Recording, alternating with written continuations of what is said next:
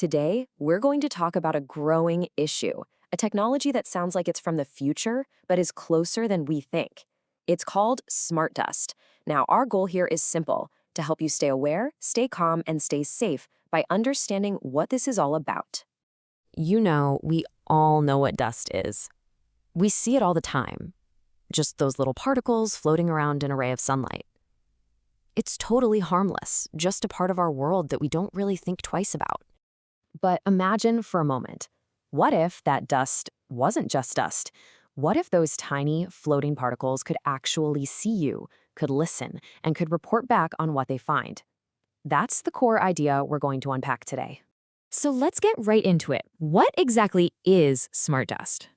Well, you can think of it as a cloud of microscopic computers. Each one is a tiny, complete sensor, smaller than a grain of salt even, and it's designed to observe everything around it.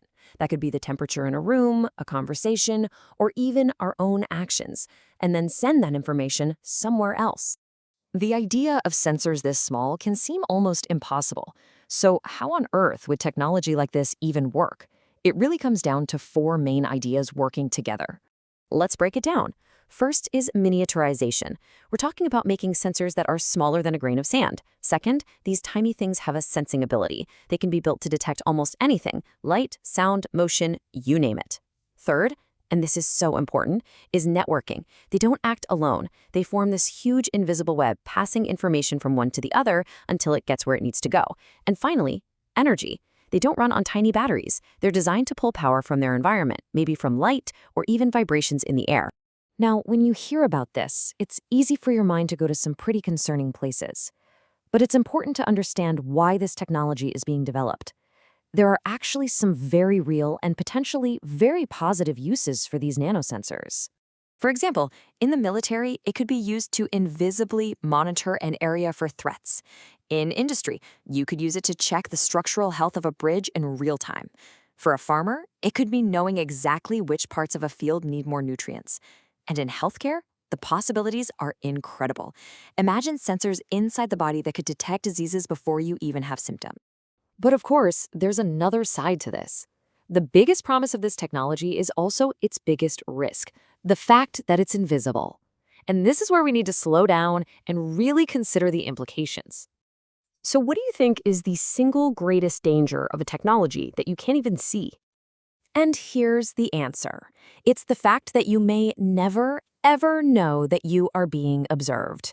You can spot a security camera. You know your phone is nearby. But with smart dust, there's nothing to see, nothing to find. It's surveillance with no warning signs. This opens the door to some pretty big risks.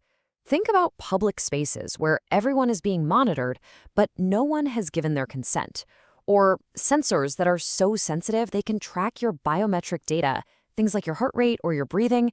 And all of this information, gathered without anyone knowing, could be sold or used in ways we can't even predict. Now, while this isn't a technology we're dealing with day-to-day just yet, the core safety principle still applies. We always need to stop, think, and verify.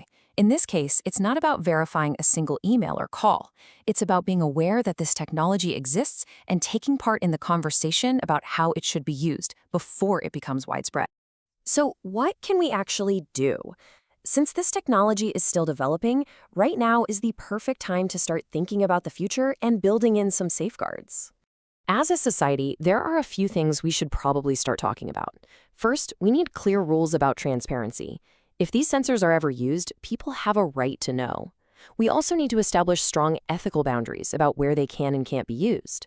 We'll also need new technology to help us detect them, but it all starts with what we're doing right here, right now, just becoming aware that this is on the horizon.